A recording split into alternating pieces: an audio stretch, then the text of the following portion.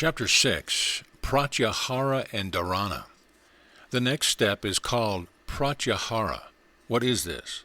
You know how perceptions come. First of all, there are external instruments, then the internal organs acting in the body through the brain centers, and there is the mind. When these come together and attach themselves to some external object, then we perceive it. And at the same time, it is a very difficult thing to concentrate the mind and attach to one organ only. The mind is a slave. We hear be good and be good and be good taught all over the world. There is hardly a child born in any country in the world who has not been told, do not steal, do not lie. But nobody tells a child how he can help doing them. Talking will not help him. Why should he did not become a thief? We do not teach him how not to steal, we simply tell him, do not steal. Only when we teach him to control his mind do we really help him. All actions, internal and external, occur when the mind joins itself to certain centers called the organs. Willingly or unwillingly, it is drawn to join itself to the centers, and that is why people do foolish deeds and feel miserable, which if the mind were under control they would not do. What would be the result of controlling the mind? It then would be not join itself to the centers of perception, and naturally feeling and willing would be under control. It is clear so far. Is it possible?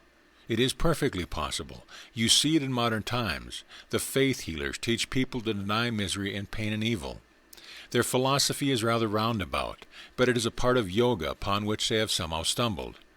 Where they succeed in making a person throw off suffering by denying it, they really use a part of pratyahara, as they make the mind of the person strong enough to ignore the senses. The hypnotist, in a similar manner, by their suggestion, excite in the patient a sort of morbid pratyahara for the time being. The so-called hypnotic suggestion can only act upon a weak mind, and until the operator, by means of fixed gaze or otherwise, has succeeded in putting the mind of the subject in a sort of passive, morbid condition, his suggestions never work. Now, the control of the centers, which is established in a hypnotic patient or the patient of faith healing by the operator for a time, is reprehensible because it leads to ultimate ruin. It is not really controlling the brain center by the power of one's own will, but is, as it were, stunning the patient's mind for a time by sudden blows with another's will delivers to it. It is not checking by means of reins and muscular strength the mad career of a fiery team, but rather by asking another to deliver heavy blows on the head of the horses, to stun them for a time into gentleness. At each one of these processes, the man operated upon loses a part of his mental energies, till at last the mind, instead of gaining the power of perfect control, becomes a shapeless, powerless mass, and the only goal of the patient is a lunatic asylum. Every attempt at control which is not voluntary, not with the controller's own mind, is not only disastrous, but it defeats the end. The goal of each soul is freedom, mastery. Freedom from the slavery of matter and thought, mastery of external and internal nature.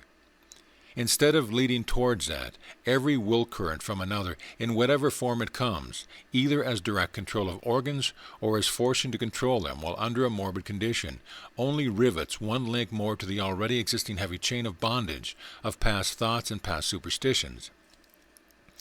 Therefore, beware how you allow yourself to be acted upon by others.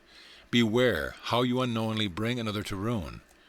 True, some succeed in doing good to many for a time, but giving a new trend to their propensities, but at the same time they bring ruin to millions by the unconscious suggestion they throw around, rousing in men and women that morbid, passive, hypnotic condition which makes them almost soulless at last. Whosoever therefore asks anyone to believe blindly, or drags people behind him by the controlling power of his superior will, does an injury to humanity, though he may not intend it. Therefore, use your own minds, control body and mind yourself. Remember that until you are a diseased person, no extraneous will can work upon you. Avoid everyone, however great and good he may be, who asks you to believe blindly. All over the world there have been dancing and jumping and howling sects who spread like infection when they begin to sing and dance and preach. They are also a sort of hypnotist. They exercise a singular control for the time being oversensitive person, alas, often in the long run to degenerate whole races. Aye, it is healthier for the individual or the race to remain wicked than to be made apparently good by such morbid extraneous control. One's heart sinks to think of the amount of injury done to humanity by such irresponsible yet well-meaning religious fanatics. They little know that the minds which attain to sudden spiritual upheaval under their suggestion with music and prayers are simply making themselves passive, morbid, and powerless, and opening themselves to any other suggestions, be it ever so evil.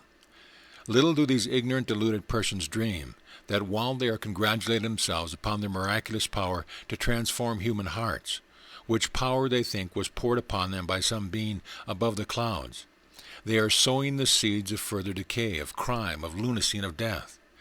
Therefore, beware of everything that takes away your freedom. Know that it is dangerous, and avoid it by all means in your power. He who has succeeded in attaching or detaching his mind to and from the centers at will has succeeded in pratyahara, which means gathering towards, checking the outgoing powers of the mind, freeing it from the thraldom of the senses.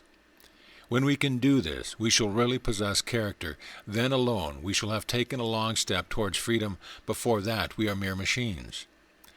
How hard it is to control the mind! Well has it been compared to the maddened monkey. There was a monkey, restless by his own nature, as all monkeys are. As that were not enough, someone made him drink freely of wine, so that he became still more restless. Then a scorpion stung him. When a man is stung by a scorpion, he jumps about for a whole day, so the poor monkey found his condition worse than ever. To complete his misery, a demon entered into him. What language can describe the uncontrollable restlessness of that monkey? The human mind is like the monkey, incessantly active by its own nature. Then it becomes drunk with the wine of desire, thus increasing its turbulence. After desire takes possession comes the sting of the scorpion of jealousy at the success of others, and last of all the demon of pride enters the mind, making it think itself of all importance. How hard to control such a mind! The first lesson, then, is to sit for some time and let the mind run on. The mind is bubbling up all the time. It is like the monkey jumping about. Let the monkey jump as much as he can. You simply wait and watch. Knowledge is power, says the Proverbs, and that is true. Until you know what the mind is doing, you cannot control it. Give it the rein.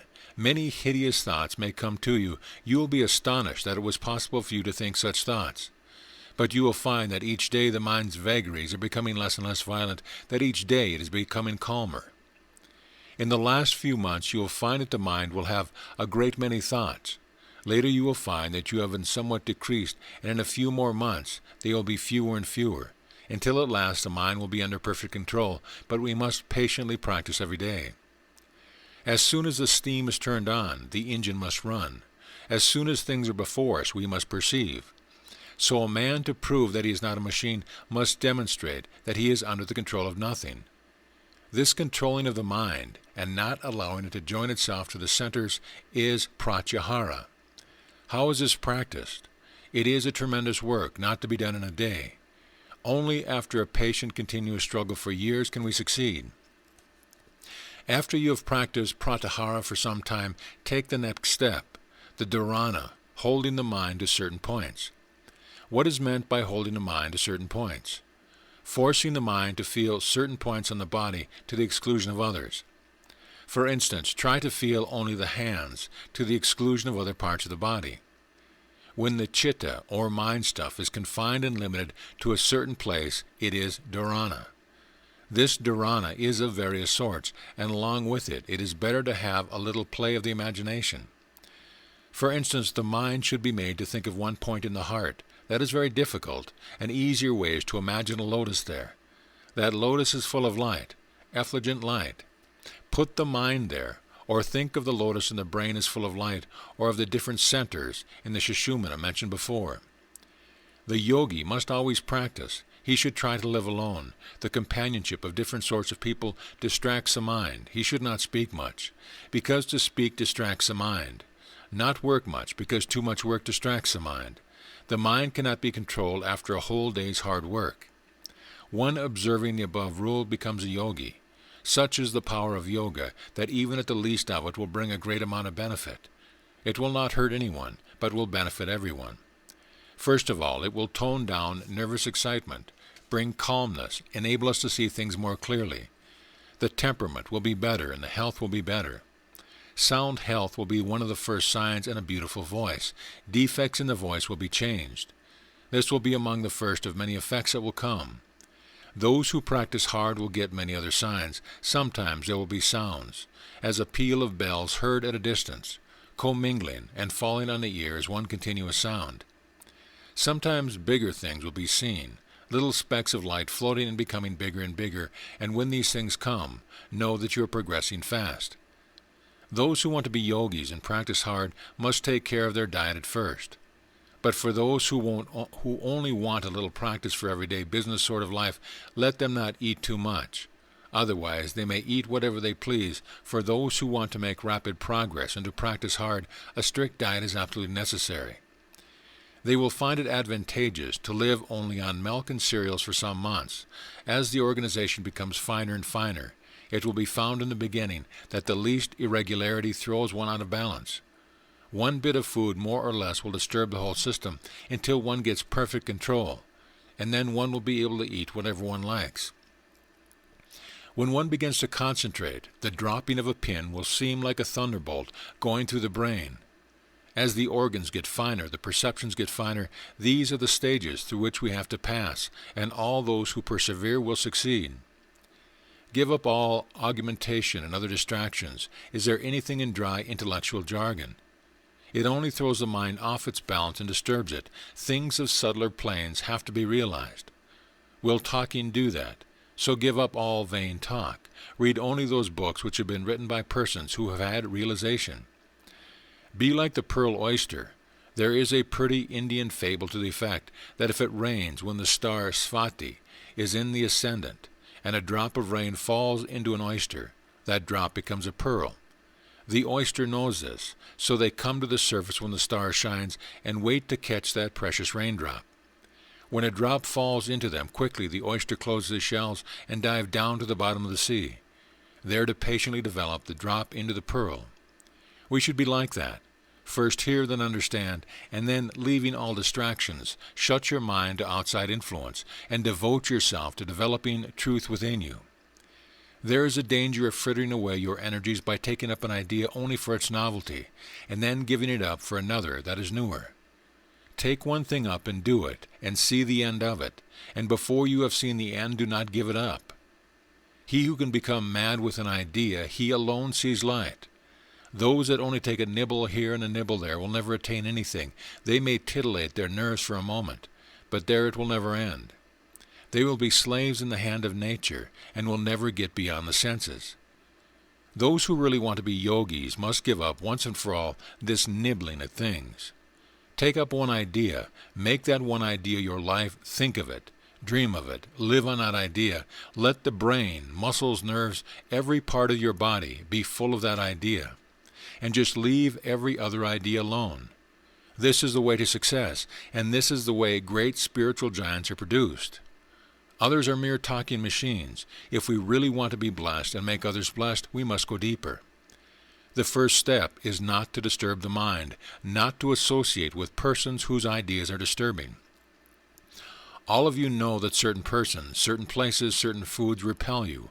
Avoid them, and those who want to go to the highest must avoid all company, good or bad. Practice hard. Whether you live or die does not matter. You have to plunge in and work without thinking of the result. If you are brave enough, in 6 months you will be perfect yogi. But those who take up just a bit of it and a little of everything else make no progress.